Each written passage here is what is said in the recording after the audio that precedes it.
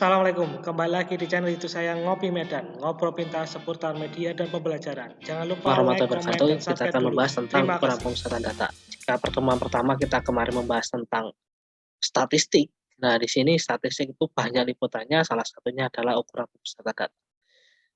Kita akan membahas tentang ukuran pemusatan data yang data tunggal dulu. Untuk data kelompok kita bahas pertemuan berikutnya. Ukuran pemusatan data. Ukuran pemusatan data adalah sembarang ukuran yang menunjukkan pusat dari sekelompok data yang telah diurutkan dari nilai terkecil hingga nilai terbesar atau sebaliknya. Jadi tugas teman-teman atau adik sekalian ini nanti datanya diurutkan dulu dari data terkecil sampai data terbesar atau sebaliknya, yang terbesar dulu kemudian yang terkecil. Terdapat beberapa ukuran pemusatan data yang sering digunakan, yaitu yang pertama mean atau rata-rata atau rataan sama saja. Biasanya disimbolkan MI atau X bar, itu sama saja. Median atau nilai tengah biasanya disimbolkan dengan M sama E. Modus, nilai yang sering muncul atau biasanya disimbolkan dengan MO. Pertama, mean atau rata-rata atau rataan atau X bar itu sama saja. Merupakan jumlah dari seluruh data dibagi banyaknya data. Jadi jumlahkan kemudian dibagi banyaknya data. Mean data tunggal. Rumusnya adalah X bar sama dengan X1 ditambah X2 ditambah 3 ditambah Xn dibagi N. Atau sigma I sama dengan 1 sampai N XI dibagi N. Di mana I kebalik itu dibaca sigma atau jumlah. Dengan X bar itu sama dengan mean, ya, I ada tanda strip di atasnya itu dibaca X bar. E1 dibaca datum ke I. Kemudian N adalah banyaknya data. Perhatikan contoh berikut. Dari hasil tes 10 siswa kelas 12 UTKP diperoleh data 5, 7, 6, 5, 4, 8, 7, 8, 9, dan 5. Tentukan rataan dari data tersebut. Maka kita jumlahkan datanya. Kemudian kita bagi banyak data. Banyak data itu N-nya ada 10. Itu saja banyak data itu ada 10. Kemudian membagi dari jumlah datanya. Jumlah datanya ketemu 64 dibagi 10, maka X bar-nya atau ratanya ketemu 6, mudah bukan? Kita jumlahkan kemudian dibagi banyaknya data. Kemudian median atau nilai tengah. Nilai tengah adalah nilai tengah kumpulan data yang telah diurutkan dari data terkecil sampai terbesar, ya kan? Diurutkan dulu kemudian biar mudah pengerjaan. Median data tunggal. Banyak data ganjil ME sama dengan XN ditambah 1 dibagi 2. Kemudian banyak data genap ME adalah XN per 2 ditambah XN plus 2 dibagi 2 per. Perhatikan contoh, kalau sama perhatikan rumus pasti bingung, kita terapkan ke contohnya. Tentukan median dari data berikut. Yang pertama, ada data 5, 7, 9, 8, 6, 4, 7.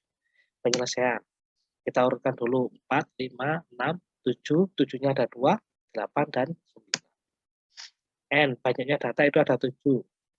Mulai dari 5, 4, 5, 6, 7-nya 2, 5, 9, artinya 7. ME, karena dia datanya ganjil, maka rumusnya adalah ME sama dengan XN plus 1 per 2.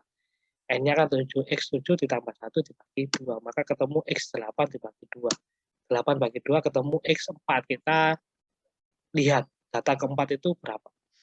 4 itu untuk data X1, 5 X2, 6 X4, 6 itu X3, 7 itu X4, ya kan? 7 X4, maka hasilnya ME-nya adalah 7, maka nilai tengahnya adalah 7.